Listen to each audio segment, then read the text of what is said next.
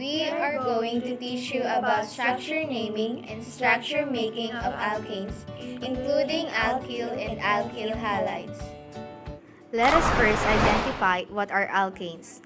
Alkanes are those with carbon and hydrogen bonding, and it only have single bonds. It also has a suffix of -ane. This is an example of alkane. These are the list of the alkane groups. These are the list of alkyl groups. And these are the list of alkyl halides, which are iodo, bromo, chloro, and fluoro.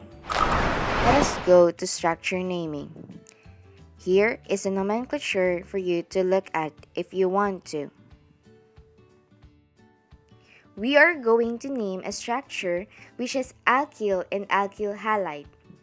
First, you need to find the longest continuous carbon chain.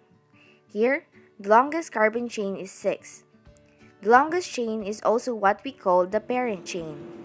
Next step is to identify the substituents. After that, we will number the carbon atoms.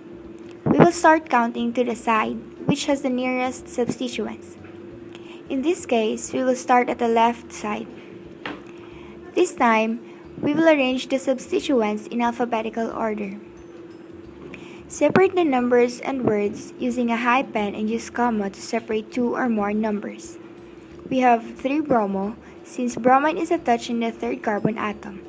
And since bromo starts with letter B, it should be first in the other substituents in the structure because we are arranging it into alphabetical order. Next is 4-ethyl and 2-methyl. Lastly, we should identify the name of the parent chain. Since we have 6 carbon chain atom, we will attach suffix hex to suffix -ane to identify it as single bond. So, all in all, we have 3-bromo, 4-ethyl, 2-methylhexane.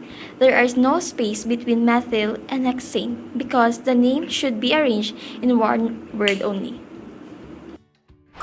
Let us go to structure making. We have 2-bromo, 2,4-dichloro, 3-ethylhexane. This one includes the substituent of alkyl and alkyl halides. First, you identify the parent which is hexane, which means we have 6 carbon chain, and you can start at the left or right side, and it's up to you as long as you connect the substituent at the right number of carbon atom. For now, we'll start at the right. Then our substituents are bromine, which is connected to the second carbon.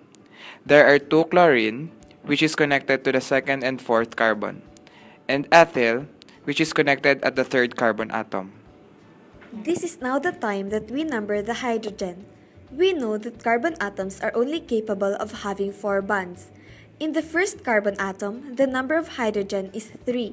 The second carbon atom has 2 substituents, so we will leave it as it is. Since the third one has a substituent, the hydrogen is only 1. The fourth carbon has 1 hydrogen.